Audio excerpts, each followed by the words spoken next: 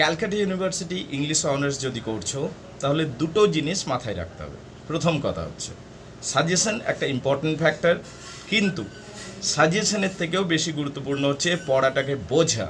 তাই প্রথম ফ্যাক্টর মনে রাখবে, সাজেশন ইম্পর্টেন্ট, কিন্তু তার থেকে বেশি ইম্পর্টেন্ট হলো পড়াটাকে ভালো করে বোঝা। এটা ফার্স্ট ফ্যাক্টর। দ্বিতীয় ফ্যাক্টর যেটা হলো সেটা হলো স্ট্র্যাটেজি মেনে ঠিকঠাক পড়াশোনা করা। মানে কোর্স অনেক বড়, তো সেই জন্য স্ট্র্যাটেজি মেনে, বিশেষ করে সেম 4 থেকে কোর্স অনেক বড় হয়ে যায়, পদ্ধতিগতভাবে ঠিকঠাকভাবে পড়াশোনাটা খুব জরুরি। আদারওয়াইজ কোর্স কমপ্লিটই করতে পারবে না। এই দুটো বিষয় মাথায় রেখে যদি ক্যালকাটা ইউনিভার্সিটিতে পড়াশোনা করছো তাহলে যথেষ্ট ভালো রেজাল্ট হবে। তাছাড়া কয়েকটা ছোট ছোট বিষয় আছে মাথায় রাখবে, অবশ্যই মাথায় রাখবে। নোটস যেটুকুই লিখবে শুদ্ধভাবে লিখবে, বুঝে লিখবে। আর কি লিখে লিখে লেখার অভ্যাস করবে, মানে লিখতে হবে, বাড়িতে লেখার অভ্যাসটা চাই। আর বাক্যগুলো যেন শুদ্ধ হয়।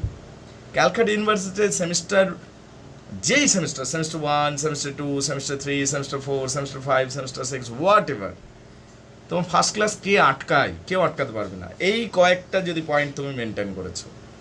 তাই বাক্যের গঠন ঠিক রাখবে, পড়া বুঝবে, স্ট্র্যাটেজি মেনে পড়াশোনা করবে, এবং প্রচুর ইউটিউবের হেল্প নাও। ইউটিউবে এত ভালো ভালো পড়াগুলো রয়েছে, মানে এত ভালো করে বোঝানো হয়েছে, এত ভালো ভালো স্যাররা ম্যাডামরা পড়া বোঝান এত সুন্দরভাবে যে তোমার বুঝতে কোনো অসুবিধা হবে না।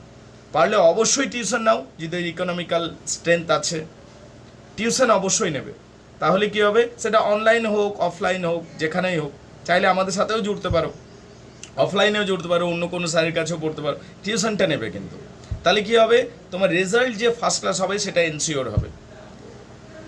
এই ছিল মূল কথা। ক্যালকাটা ইউনিভার্সিটি তথা অন্যান্য ইউনিভার্সিটির ক্ষেত্রেও কথাগুলো প্রযোজ্য। পারলে ফলো করো। Thank you very much indeed.